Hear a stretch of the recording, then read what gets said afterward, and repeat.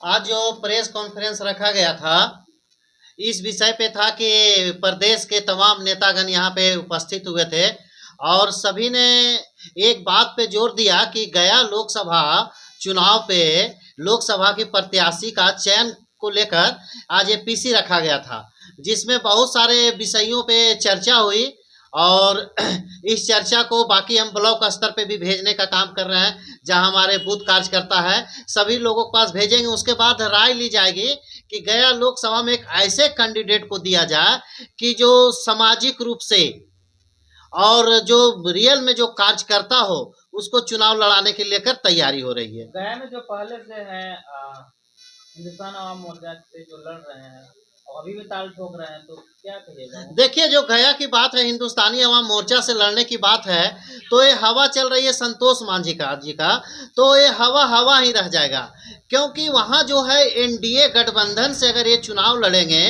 तो यहाँ पे सबसे बड़ा पहलू है धर्म का।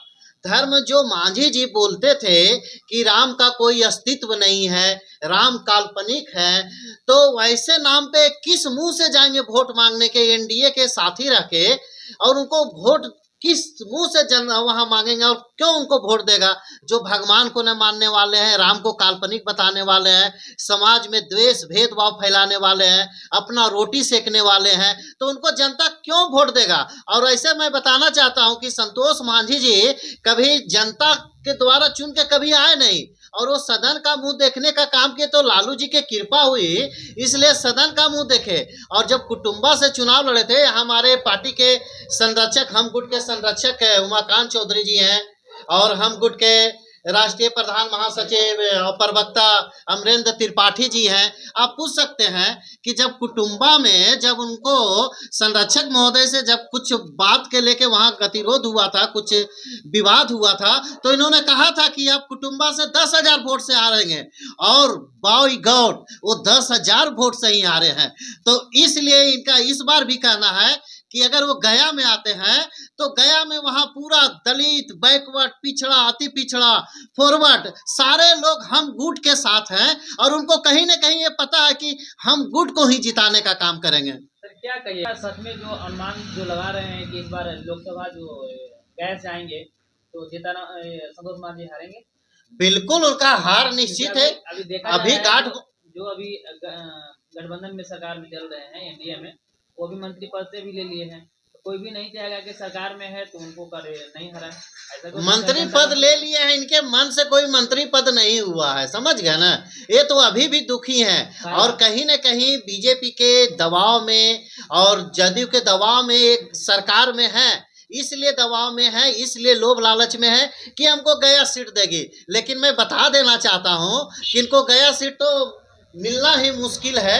अगर मिल भी गए तो इनका हार निश्चित है, क्योंकि जैसे भी मैं आपको बताया कि कुटुंबा में जब ये चुनाव लड़े थे तो वहाँ कितने हेलीकॉप्टर उतरे थे, 20 हेलीकॉप्टर, रविशंकर बाबू, रामकृपाल जी, जितने टॉप लीडर हैं सारे, मोदी जी, सुशील मोदी जी, मतलब जितने टॉप लीडर हैं सब उनके प्रचार के लिए गए थे।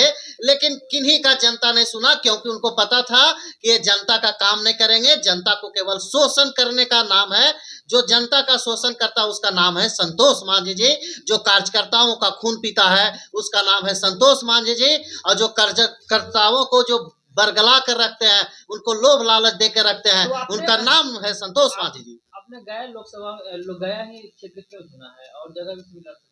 क्योंकि हम लोग, हमारी जो गुट है, बेसिकली हम लोग मगध एरिया ही चूज करते हैं, और हमारी विचारधारा ज़्यादा मगध एरिया के ही लोगों से मिलता है, इसलिए पहले हम अपना मगध एरिया मजबूत करेंगे। गया, जहानाबाद, औरंगाबाद, नवादा और जमुई वगैरह जो इसके सराउंडिंग एरिया है, उसके बाद लेकिन हम लोग गया में कहीं ना कहीं, गया में हमारी, और जैसे हम वहाँ जो कैंडिडेट रहेंगे तो संभावना है क्या कि आप वहाँ से अगर लड़ेंगे तो आपकी पार्टी जीत सकती है? ऐसा संभावना है?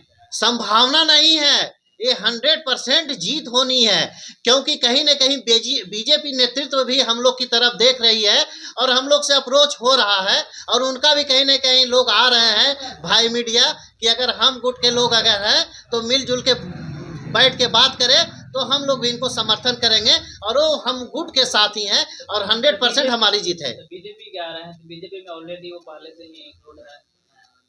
हिंदुस्तान अवाम मोर्चा। बीजेपी में केवल वो नाम के लिए है, वोट उनके नाम से नहीं टर्न। जैसे कि आपको बताया ना, राम को गाली देने वाले के कौन वोट देंगे, कृष्ण को मानने नहीं मानने वाले के कौन वोट देंगे। एक बात, उसी का विरोध करने वाला तो रख रहा है। हाँ, इसीलिए रख रहे हैं। बीजेपी तो बस बस बस इसलिए रख के इनको ऐसे वहां मिट्टी में मिला दिया जाएगा कि इनको नामो निशान तक नहीं रहेगा। इसलिए इनको थोड़ा सा रखा जा रहा है।